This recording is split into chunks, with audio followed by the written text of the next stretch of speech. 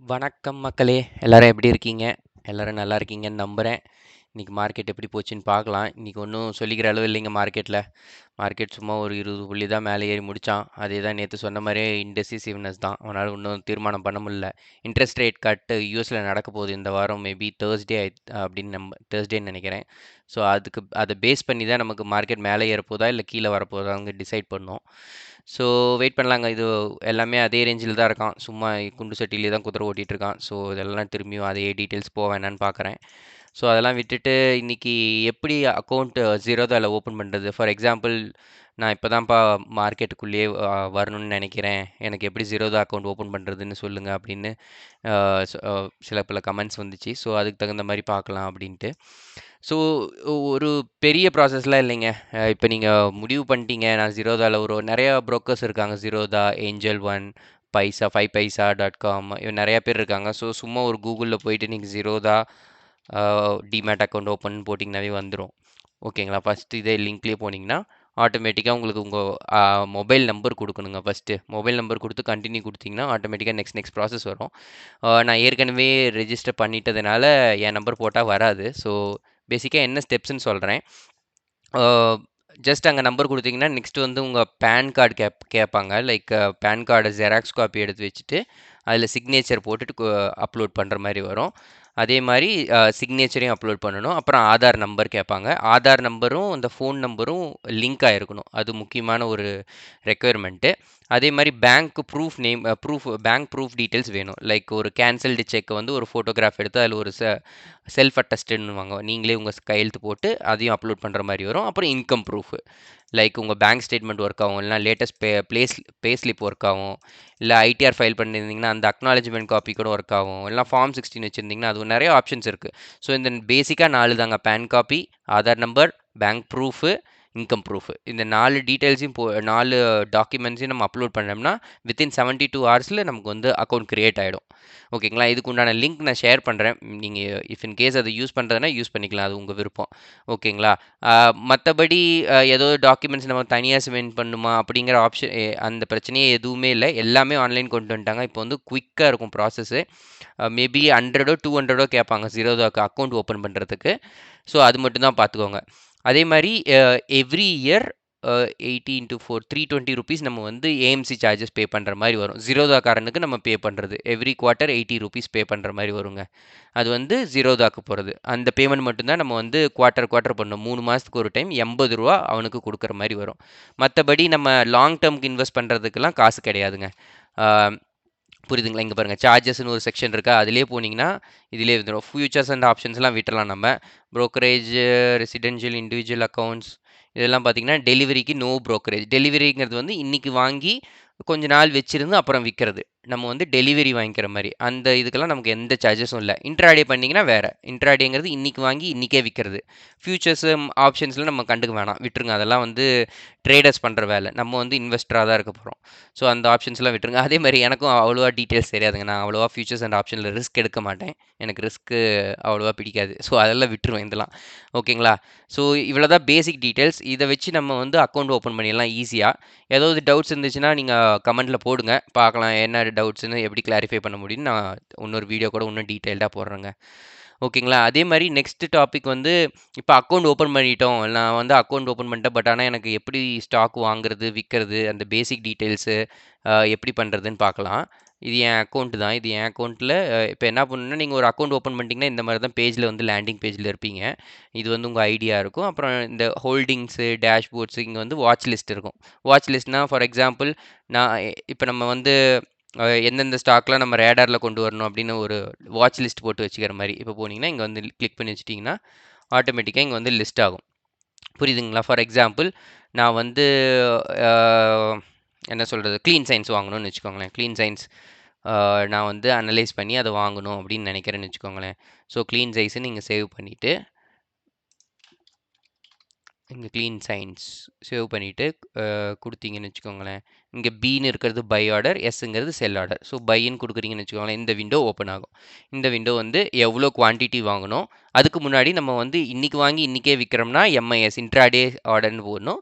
Long டேர்முக்கு வைக்க போகிறோன்னா இங்கே லாங் டேர்ம்னு ஒரு ஆப்ஷன் இருக்குது. ஸோ லாங் டேர்முக்கு கிளிக் பண்ணிவிட்டு இங்கே எத்தனை குவான்டிட்டி வாங்க போகிறீங்க, 10 குவான்டிட்டி வாங்க போகிறோம், 100 குவான்டிட்டி வாங்க போகிறோம், 1000 குவான்டிட்டி, எவ்வளோ குவான்டிட்டி வேணாலும் நீங்கள் ஃபில் பண்ணிக்கலாம். நான் ஒரு எக்ஸாம்பிளுக்கு 1ன்னு போடுறேன்.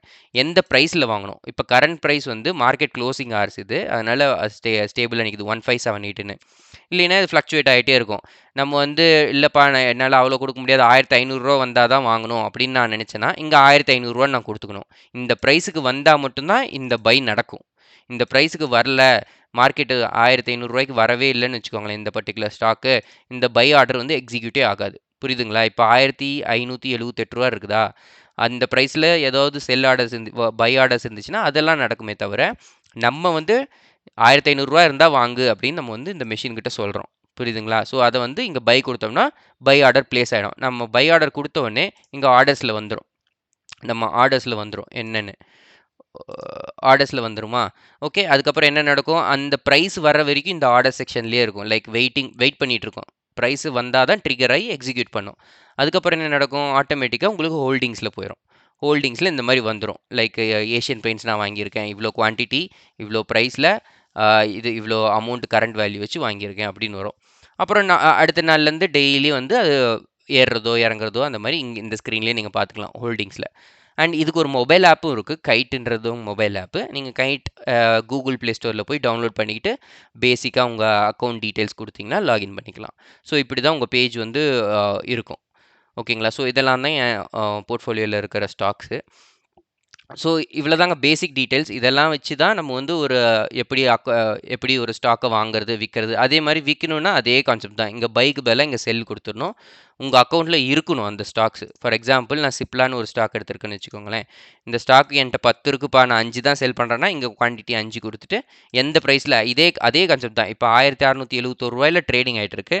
நான் வந்து 1700 வந்தால் தான் விற்கணும் அப்படின்னு நம்ம இந்த மெஷின்ட்டு சொல்கிறோம். ஸோ இங்கே லிமிட் கொடுத்துட்டு 1700 கொடுத்தோம்னா எப்போ இந்த 1700 வருதோ இந்த ஸ்டாக்கோடைய ப்ரைஸ், அப்போ வந்து இது விற்றுரும். புரியுதுங்களா? அதே கான்செப்ட் தான். அங்கே ஆர்டர்ஸ் கொடுத்தனா இங்கே ஆர்டர்ஸில் வந்து செக்ஷனில் வந்துடும். ஓகேங்களா? ஸோ இவ்வளோ தாங்க மேட்ரு. Very simple. நம்ம ஈஸியாக தான் இருக்கும். நமக்கு ஃபஸ்ட்டு நீங்கள் பார்க்கும்போது ஸ்க்ரீன் வித்தியாசமாக இருக்கலாமே தவிர, ப்ராசஸ் எல்லாமே சிம்பிளான ப்ராசஸ்ஸுங்க. நம்ம டே டு டே லைஃப்பில் யூஸ் பண்ணுற ஸ்டாக்ஸு, ஷேர்ஸு எல்லாமே அவைலபிளாக இருக்குது மார்க்கெட்டில். இங்கே பார்த்துக்கிட்டிங்கன்னு வச்சுக்கோங்களேன், அப்போலோ ஹாஸ்பிட்டல் தெரியாதவங்க யாருமே இருக்க மாட்டீங்க. Asian paints, Kotak bank, TCS company, Titan, Hero motor corp, TTK Prestige cooker, இந்த ஹோம் அப்ளையன்சஸ்லாம் வச்சுருக்கான் பார்த்தீங்களா, அவன் அந்த கம்பெனி இருக்கான். பாரதி ஏர்டெல், இந்த மாதிரி நல்ல நல்ல கம்பெனிஸ்லாம் இருக்குங்க. இந்த மாதிரி கம்பெனிஸ்லாம் நீங்கள் ஜீரோக்கு போகும்னு நினைக்கிறீங்களா? இதெல்லாம் ரிஸ்க் அதிகம்னு நினைக்கிறீங்களா? அப்படின்ட்டு கமெண்ட் பண்ணுங்கள். நீங்கள் அந்த மாதிரி நல்ல நல்ல கம்பெனிஸ்லேயே நம்ம இன்வெஸ்ட் பண்ணோம்னாவே நமக்கு வந்து growth நல்லா இருக்குங்க. நம்ம வந்து தெரியாத பேரில் தெரியாத பென்னி ஸ்டாக்ஸ்ன்னுவாங்க, அந்த மாதிரி ஸ்டாக்ஸுக்கு போகவே தேவையில்ல. இந்த ஸ்டாக்ஸ்லேயே நம்ம வந்து ஒரு நல்ல growth பார்க்கலாங்க. இப்போ அதே மாதிரி இப்போ ஒரு ஆவாஸ் ஃபினான்ஷியல்ஸ்னு ஒரு ஸ்டாக்கு நல்ல ஒரு ரெக்கவரி கொடுத்துட்டு வரான். அதையும் பாருங்களேன். இங்கே பாருங்கள், வீக்லி சார்ட் போட்டிருக்கேன். இங்கே பாருங்கள் எவ்வளோ அழகாக ஒரு நமக்கு ஃபேவரேட்டான பேட்டர்ன், இந்த பேரலல் சேனலை உடச்சிட்டு இங்கே பாருங்கள் நல்ல ஒரு ரீட்ரேஸ்மெண்ட் கொடுத்துட்டு திரும்பி ஏற ஆரம்பிக்கிறான். ஸோ இந்த மாதிரி ஒரு நல்ல நல்ல பேட்டர்ன்ஸை நம்ம பார்த்தோம்னாவே நல்ல நல்ல ஸ்டாக்ஸ் இந்த மாதிரி ஃபினான்ஷியலாக எப்படி இருக்காங்க அப்படின்னு ஃபண்டமெண்டல்ஸாக பார்த்துட்டு நம்ம வந்து தாராளமாக சின்ன சின்ன பொசிஷன்ஸ் எடுத்துக்கலாங்க. நான் அப்படி தான் பண்ணுவேன்.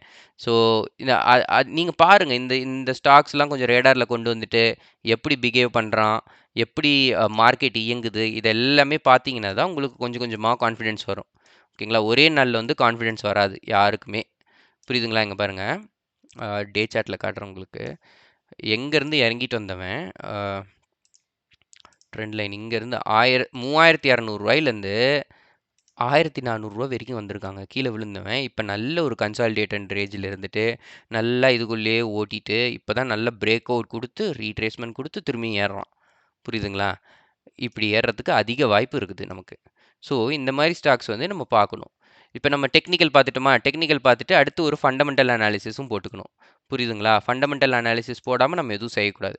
ஸோ ஃபண்டமெண்டல் அனாலிசிஸ்க்கு screener.comனு ஒன்று இருக்குது. அவன் இதில் போய் வாஸ் இது எல்லாமே வந்து உங்கள் எஜுகேஷனல் பர்பஸுக்காக தாங்க ஷேர் பண்ணுறேன். எப்படி நம்ம ஒரு ஸ்டாக் அனலைஸ் பண்ணணும், டெக்னிக்கலாக சப்போர்ட் பண்ணாலுமே தவிர நம்ம வந்து ஒரு எப்படி ஃபண்டமெண்டலாகவும் அனலைஸ் பண்ணுங்கிறத கற்றுக்கணும். புரியுதுங்களா? இவன் ஸ்டாக் பிஇ 28.5 இது நல்லா இருக்குது. பிஇனா ப்ரைஸ் டு ஏர்னிங் ரேஷியோ. இவன் எவ்வளோ சம்பாதிக்கிறான், அதுக்கான ப்ரைஸ் எவ்வளோ கொடுக்குறோம் நம்ம மார்க்கெட்டில் அப்படிங்கிறது. ஓகேங்களா? ஸோ இதெல்லாம் விட்டுட்டு லைக் மேக்ஸ் பாருங்கள் எப்படி இருக்கான்னு.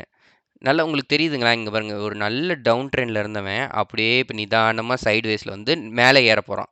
இப்படி ஏறுறதுக்கு தான் அவன் போயிட்டுருக்கிறான். புரியுதுங்களா? ஸோ இது பார்த்துட்டு நம்ம நேராக எவ்வளோ சம்பாதிக்கிறான்னு பார்த்துடலாம். இல்லைன்னா இவனை கூட பார்க்கலாம். அங்கே பாருங்கள், ஸ்டாக் பி வந்து கம்பேர் பண்ணிக்கோங்க. லைக் அதர் இவனுடைய செக்டாரில் எவ்வளோ உள்ள ஸ்டாக் பி வச்சுருக்காங்க, 25, 26, 16. ஸோ இவன் தான் ஹையஸ்ட் ரேஞ்சில் இருக்கான். It's okay. அவனோட லாபத்தை பார்க்கலாம். ரெவென்யூ பாருங்கள், இங்கே பாருங்கள், 2018 கோடி, 1600 கோடி, 1300. இங்கேருந்து பார்த்துட்டு இருந்தீங்கன்னு வச்சுக்கோங்க, நல்ல க்ரோத் இருக்கான். 4 வருஷத்தில் டபுள் பண்ணியிருக்கான் ரெவென்யூவை. Profit after tax, net profit பாருங்களேன், 250 கோடி பண்ணவன், சாரி இங்கேருந்து பார்த்துக்கலாம், 290 கோடி, 300 கோடி பண்ணவன் இப்போ 500 கோடி பண்ணுறாங்க. ஓகேங்களா? ஸோ இது வந்து ஒரு நல்ல க்ரோத் தான். காம்பவுண்டட் சேல்ஸ் க்ரோத்லாம் பாருங்கள், இங்கே 3 இயர்ஸ்க்கு பாருங்கள், 22% நல்ல க்ரோத்து ரேஷியோ, நல்ல profit growth ratio. Stock price இப்போ தான் ஏற ஆரம்பிக்கிறான். இது வந்து டேர்ன் அரவுண்ட் ஸ்டோரி. இப்போ புரியுதுங்களா உங்களுக்கு? இப்படி தான் நம்ம வந்து கம்பேர் பண்ணிக்கணும். நல்ல ப்ராஃபிட்டில் இருக்கான், ஆல் டைம் ப்ராஃபிட்டில் இருக்காங்க. இங்கே பாருங்கள், எத்தனை வருஷமாக, 2013லேருந்து 2, 6, 19, 33, 57 நல்லா வந்துட்டு இருக்கான். இப்போ ஆல் டைம் ஹையில் இருக்கான். ஸோ இந்த மாதிரி ஃபண்டமெண்டலாகவும் நமக்கு வந்து சப்போர்ட் பண்ணணும். டெக்னிக்கலை மட்டுமே வச்சுட்டு நம்ம விளையாடக்கூடாது. ஃபண்டமெண்டல்ஸாகவும் நம்ம கண்டிப்பாக பார்க்கணும். அதே மாதிரி இவன் எஃப்ஐஐ ஹோல்டிங்ஸ் பாருங்களேன், 32 இருந்தான், அடுத்து 34.80%, அடுத்து 35.88%. ஸோ கொஞ்சம் கொஞ்சமாக எஃப்ஐஐஸ் வந்து வாங்குறாங்க இந்த ஸ்டாக்கை. ஸோ அது ஒரு இண்டிகேட்டர் நமக்கு. அதே மாதிரி டிஐஐ பாருங்கள், 15.29% தான் வச்சுருந்தான். ஒரே குவார்ட்டரில் 23.99% வந்துட்டான். அடுத்து 24.39%. ஸோ என்ன நடக்குது? எஃப்ஐஐஸும் டிஐஐஸும் பல்காக இன்வெஸ்ட் பண்ணுறாங்க இந்த ஸ்டாக்கில். புரியுதுங்களா? ஸோ இந்த இடத்துல ஏமாளி யார்? ரீட்டைல், நம்மள மாதிரி ஆளுங்க. என்ன நடக்கும் தெரியுங்களா? மார்க்கெட்டில் வந்து இந்த மாதிரி கொஞ்சம் கொஞ்சமாக இறக்கி விட்டுட்டு ரீட்டைல் பீப்புள்கிட்ட வந்து அப்படியே எல்லா ஸ்டாக்ஸையும் ஆட்டை போட்டு போயிடுவானுங்க. இந்த எஃப்ஐஐஸும் டிஐஐஸும். ஸோ அந்த மாதிரி தான் நடக்கும். ஸோ நம்ம வந்து கொஞ்சம் தெளிவாக கரெக்டாக ஃபண்டமெண்டலாக நல்லா இருக்கிற ஸ்டாக்ஸையும் டெக்னிக்கலாக சப்போர்ட் பண்ணுற ஸ்டாக்ஸும் தான் பார்க்கணும். புரியுதுங்களா? இப்போ நம்ம என்ன பார்த்துருக்கோன்னா, how to analyse a stock. ஒரு பர்டிகுலர் ஸ்டாக் எடுத்து நான் டெக்னிக்கல் பார்க்குறேன், டெக்னிக்கல் எனக்கு நல்லா இருக்குப்பா அப்படின்னு அவனை தொடர்ந்து அப்படியே நான் போய் ஃபண்டமெண்டல்ஸும் பார்க்குறேன். அதில் எவ்வளோ எஃப்ஐஐ ஹோல்டிங் வச்சுருக்கான், டிஐஐ ஹோல்டிங் வச்சுருக்கான். எஃப்ஐஐங்கிறது வந்து ஒரு இன்ஸ்டிடியூஷனலுங்க. லைக் பெரிய பெரிய மியூச்சுவல் ஃபண்ட் கம்பெனிஸு, பெரிய பெரிய HNIs, like high net worth individuals companies, அவனுங்களாம் பாருங்கள், அபுதாபி இன்வெஸ்ட்மெண்ட் அத்தாரிட்டிலாம் இது ஸ்டாக் வச்சுருந்துருக்குறாங்க.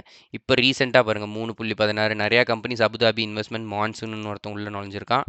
ஸோ இந்த மாதிரி அவனுங்க வந்து அனலைஸ் பண்ணாமல் இறங்க மாட்டானுங்க. புரியுதுங்களா? நம்ம பண்ணுற அனாலிசிஸை விட அவனுங்க அதிகமாக பண்ணுவானுங்க. அவனுங்க பொட்டன்ஷியல்ஸ் இருக்கிறதுனால தான் இவ்வளோ இவ்வளோ பெரிய ஹோல்டிங் வச்சுருக்கானுங்க. அதே மாதிரி டிஐஏலாம் நம்ம மியூச்சுவல் ஃபண்டு பாருங்கள், SBI small cap fund, UTI small cap fund. நான் இந்த ஃபண்டில் போட்டிருக்கேன்னு வச்சுக்கோங்களேன், என் காசும் இங்கே தான் இருக்க போகுது.